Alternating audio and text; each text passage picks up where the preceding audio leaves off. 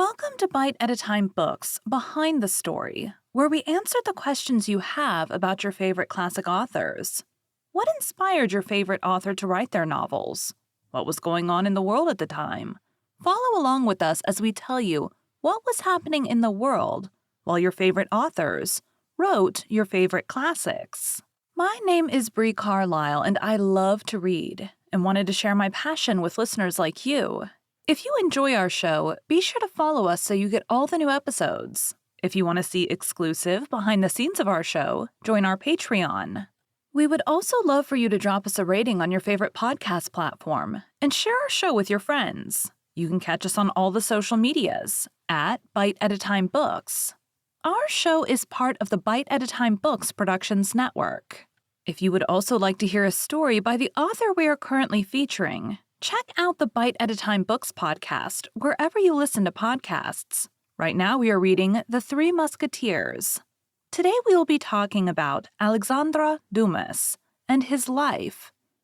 Alexandre Dumas, July 24, 1802 to December 5, 1870, also known as Alexandre Dumas Pierre, where Pierre is French for father, to distinguish him from his son Alexandre Dumas Fils, was a French writer. His works have been translated into many languages, and he is one of the most widely read French authors. Many of his historical novels of high adventure were originally published as serials, including The Count of Monte Cristo, The Three Musketeers, 20 years after, and The Vicomte of Bragelonne, 10 years later. His novels have been adapted since the early 20th century into nearly 200 films. Prolific in several genres, Dumas began his career by writing plays, which were successfully produced from the first. He also wrote numerous magazine articles and travel books. His published works totaled 100,000 pages. In the 1840s, Dumas founded the Théâtre Historique in Paris. His father, General Thomas Alexandre Dumas Davy de la Pelletière, was born in the French colony of Saint-Domingue, present-day Haiti, to Alexandre Antoine Davy de la Pelletière, a French nobleman, and Marie Cosette Dumas, an African slave. At age 14, Thomas Alexandre was taken by his father to France, where he was educated in a military academy and entered the military for what became an illustrious career. Dumas's father's aristocratic rank helped young Alexandre acquire work with Louis-Philippe, Duke of Orleans, then as a writer, a career which led to early success. Decades later, after the election of Louis-Napoleon Bonaparte in 1851, Dumas fell from favor and left France for Belgium, where he stayed for several years, then moved to Russia for a few years before going to Italy. In 1861, he founded and published the newspaper La Indépendante, which supported Italian unification, before returning to Paris in 1864. Though married in the tradition of Frenchmen of higher social class, Dumas had numerous affairs, allegedly as many as 40. He was known to have had at least 4 illegitimate children, although 20th century scholars believe it was 7. He acknowledged and assisted his son Alexandre Dumas to become a successful novelist and playwright. They are known as Alexandre Dumas Pierre, father, and Alexandre Dumas Fils, son.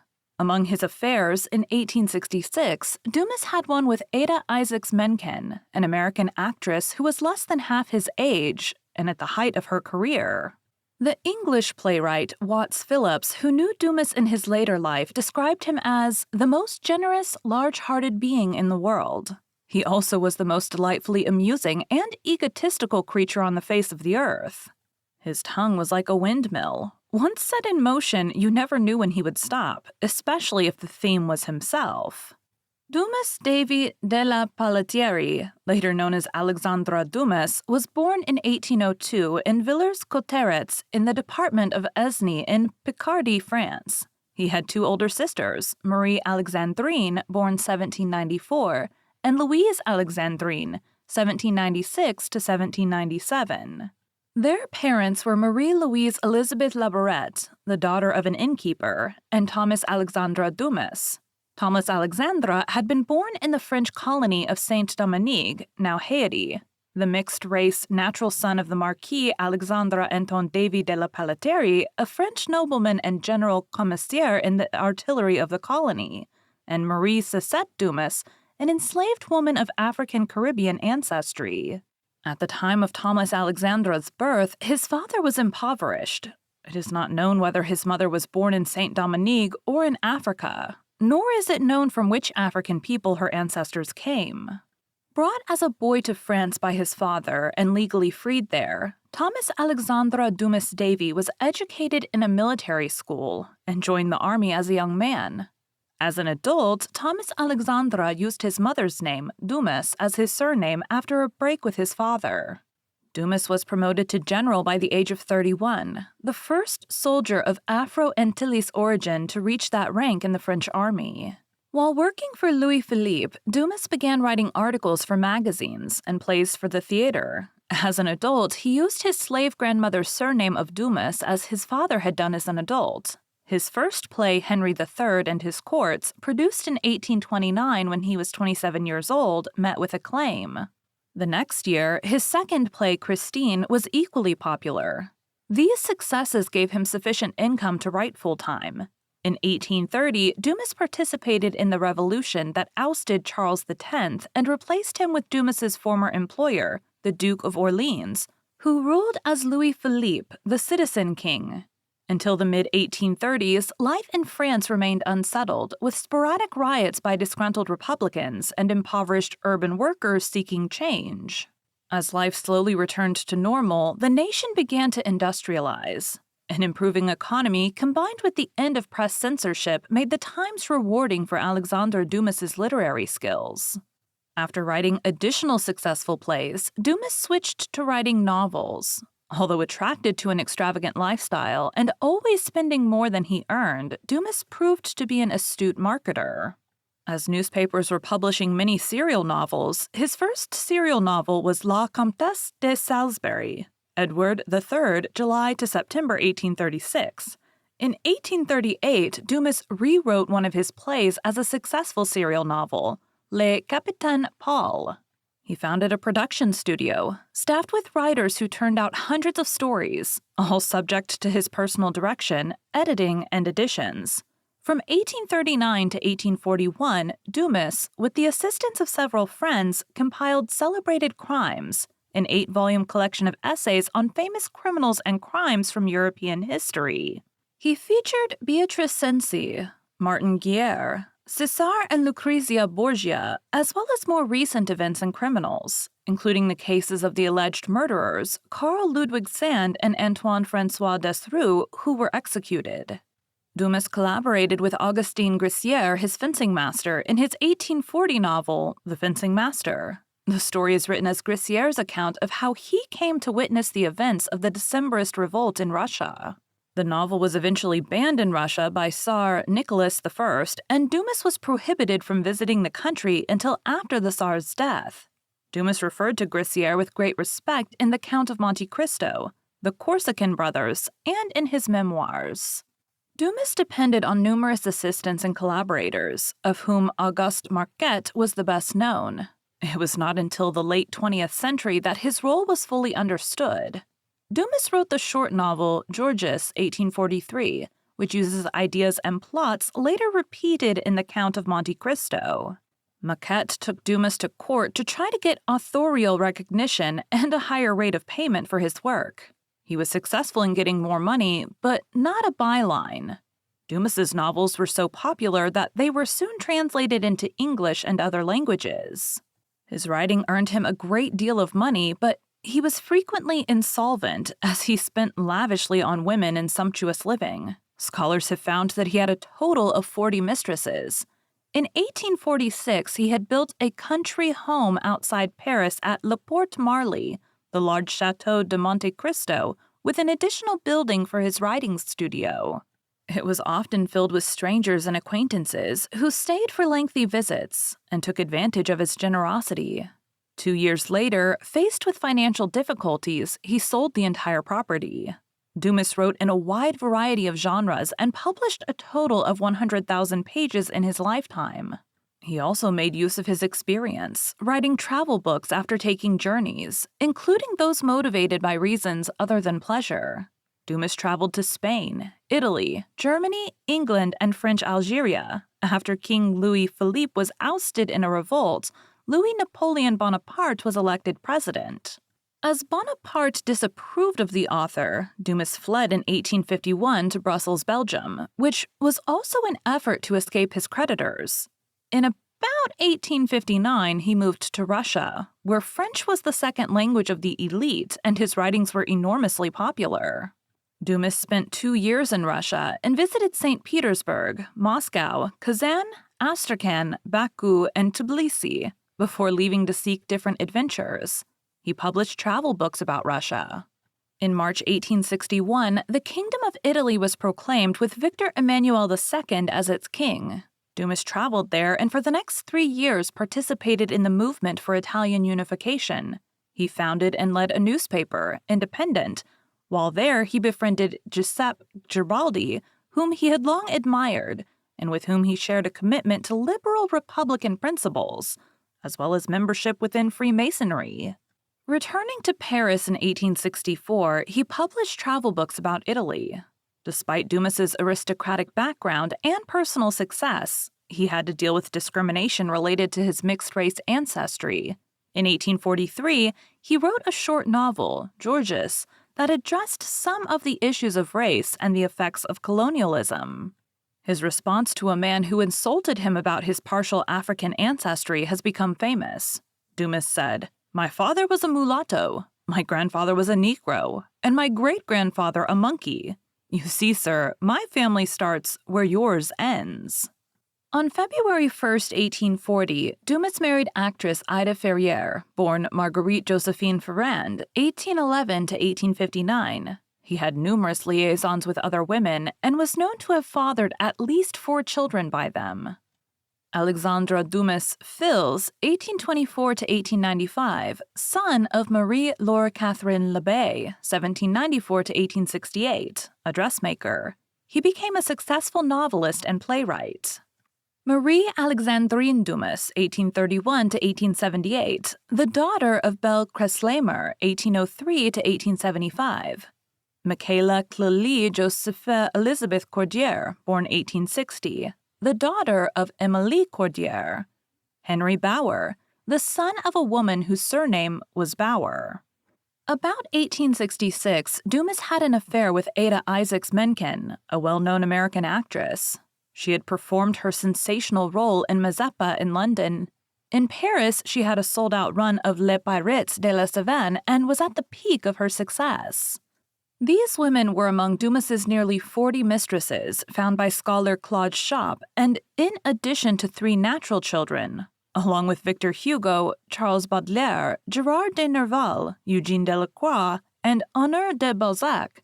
Dumas was a member of the Club des Hachiens, which met monthly to take hashish at a hotel in Paris. Dumas's The Count of Monte Cristo contains several references to hashish. On December 5, 1870, Dumas died at the age of 68 of natural causes, possibly a heart attack. After his death in December 1870, Dumas was buried at his birthplace of Villers-Cotterêts in the department of Aisne. His death was overshadowed by the Franco-Prussian War. Changing literary fashions decreased his popularity. In the late 20th century, scholars such as Reginald Hamel and Claude Schopp have caused a critical reappraisal and new appreciation of his art, as well as finding lost works. In 1970, upon the centenary of his death, the Paris Metro named a station in his honor. His country home outside Paris, the Château de Monte Cristo, has been restored and is open to the public as a museum. Researchers have continued to find Dumas' works in archives, including the 5-act play The Gold Thieves, found in 2002 by the scholar Reginald Hamel in the Bibliothèque Nationale de France. It was published in France in 2004 by Honor Champion. Frank Wilde Reid, 1874 to 1953, a New Zealand pharmacist who never visited France, amassed the greatest collection of books and manuscripts relating to Dumas outside France. The collection contains about 3,350 volumes, including some 2,000 sheets in Dumas's handwriting and dozens of French, Belgian, and English first editions. The collection was donated to Auckland libraries after his death.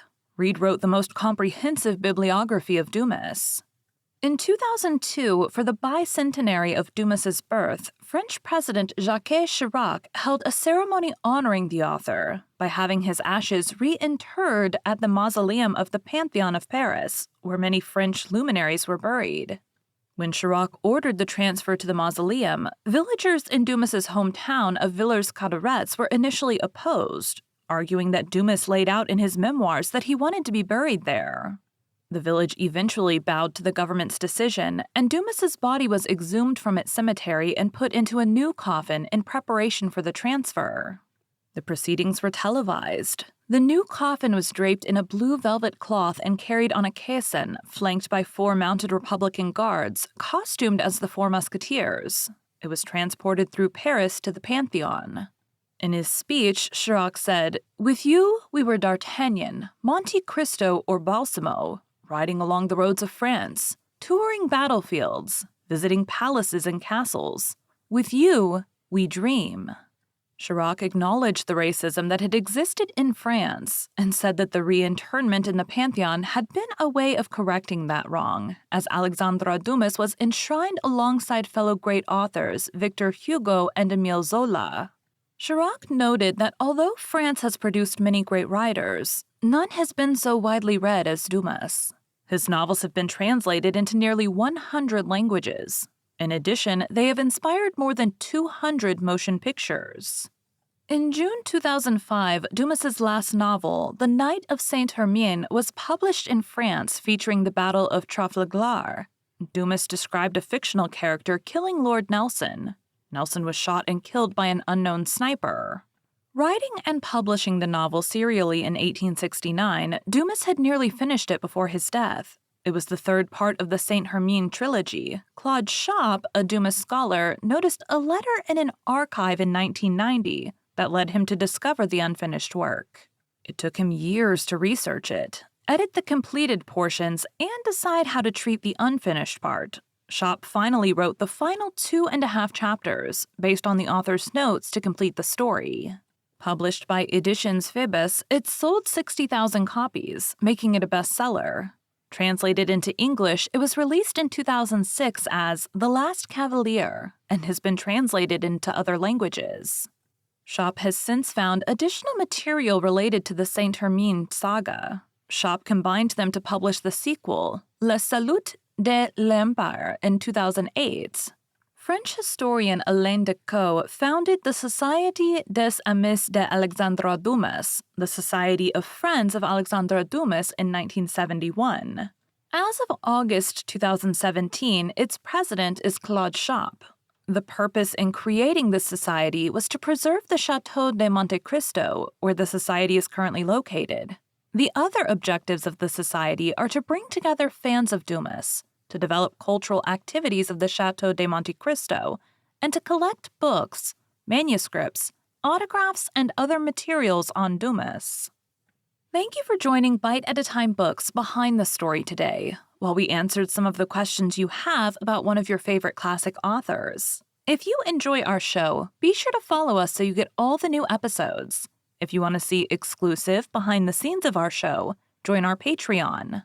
We would also love for you to drop us a rating on your favorite podcast platform and share our show with your friends. You can catch us on all the social medias at Bite at a Time Books. Also, be sure to check us on our website, www.biteatatimebooksbehindthestory.com. Our show is part of the Bite at a Time Books Productions Network. If you would also like to hear a story by the author we are currently featuring, check out the Bite at a Time Books podcast wherever you listen to podcasts. Right now we are reading The Three Musketeers.